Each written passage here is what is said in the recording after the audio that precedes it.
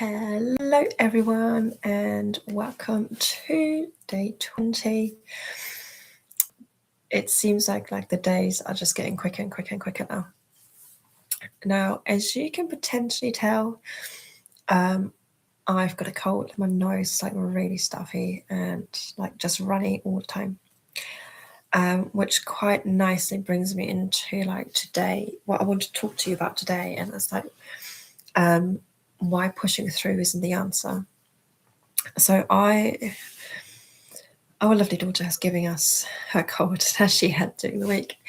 So I went to bed really early yesterday because my body was just exhausted. I couldn't do it. I'm just no, I'm not going to push through. I'm just going to listen to what my body needs, and I'm just going to have an early night.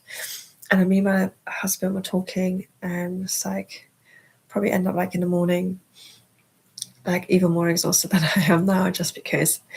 And he's like, "Oh, that's when you just take a lemon sip," and I just push through. And I'm just yeah, I don't do that. But that was a really, really good example of very much where he's coming from, from the masculine side of things, very much linear, just pushing through. And he can do that because he has got the energy. And I say this at the moment quite a lot.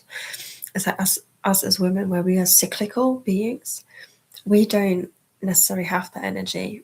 And if I was around my ovulation time, I potentially would be able to do that. Not that I agree for myself to do that, to push myself through. But I know sometimes, especially with children, you have to kind of push through sometimes. But with it being the weekend and we're not having set plans, at least until later on, I'm just you know what, let's just sleepless slightly longer.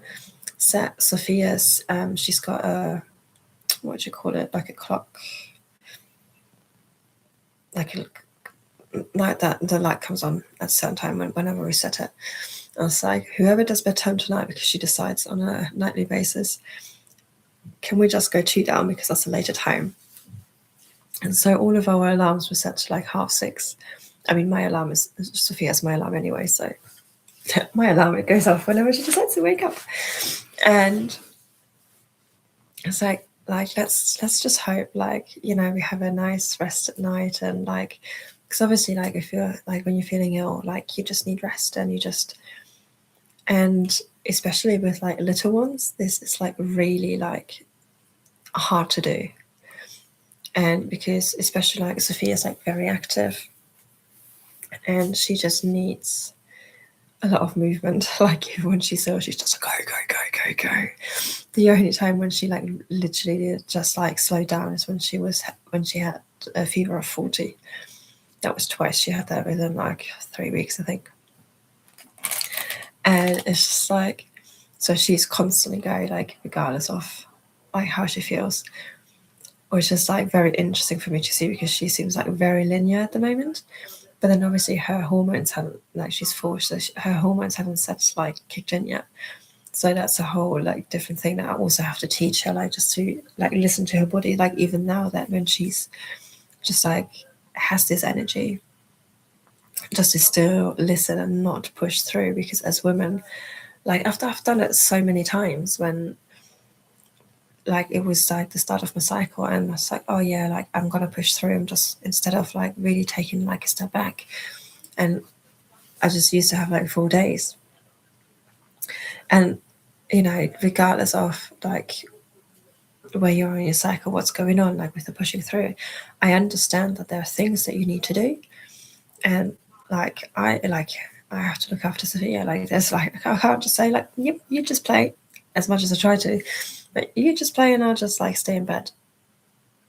There are, we have responsibilities, there are things that we need to do, but there are also things that we can do just to step back a little bit and just take a little bit more easy, and just really listen to our body. And may that be what I did during the week, when it was my day 1 of my cycle, when I just sat down with her and just watched a film, just for me to get an hour and a half of rest, that which is what my body needed. So there are ways around that. And if you are working you know, in a like capacity where you can't necessarily like decide when you work, you don't necessarily have the flexibility. There are still ways around that, and you can, for example, like make sure that you, depending what it is, like obviously if you're feeling ill, just make sure to have your early nights. You don't have, just try to rest as much as possible, and maybe don't go to the gym for that for a few days. Don't see like people after work or whatever it may be, just so that you get your rest and get what you actually need. Or maybe have friends come to you instead of you going out. It's something like, there's always stuff to that you can do, really, regardless of what it is. And you know, I mean, I say this, I know that when Sophia was like a baby, like, because she was obviously relying on us, I was like, there's nothing I can do. There's just nothing I can do. And sometimes we have these moments. Sorry, I can just hear a, I think it's a wasp. It's not inside, so it's fine. She was obviously relying on us. So, but now looking back, I was like, I definitely could have like slowed down, and instead when she was napping, for example, instead of doing whatever work or whatever, I could have just like slowed down a bit. So like, there's always something that you can do, but like, yeah, like pushing through is like never the answer, because you do get like exhausted and you do get burnt out. And after a year of like literally pushing through, when Sophia was a baby, I was burnt out. I just, yeah, I just apparently I can't talk either. It was a lot, and there wasn't a lot of sleep involved because she wasn't a good sleeper. But and that's when I started just to claw back time for myself and just spend time like doing things that like filled up my cup as well, and just took her along for the ride essentially. And like, she lost all of the things. So, but it's like pushing through as a cyclical being is just never the answer, because you're just going to end up more exhausted. You might be fine in the moment, but you're going to be like more exhausted afterwards.